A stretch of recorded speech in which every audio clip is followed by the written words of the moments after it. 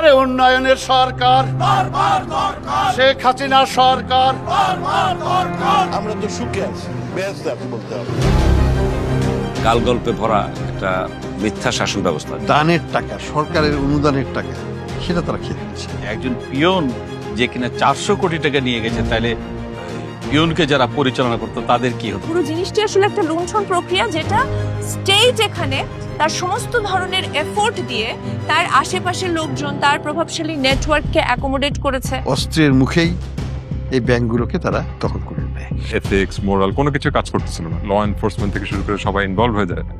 তখন তো actually individually কারোর কিছু করার থাকে না। সকালবেলা ঘুমে থেকে উঠেই কিন্তু একটা বয়ান দিতেন যে আমি এত উন্নয়ন করেছি। বিভিন্ন আর্থিক প্রতিষ্ঠান, ব্যাংক, এসব প্রতিষ্ঠান থেকে টাকা সরিয়ে নিয়ে এগুলো আত্মসাৎ করা হয়েছে। 10 টাকার কাজ হচ্ছে 100 টাকায়, 100 টাকার কাজ হচ্ছে 1000 টাকা।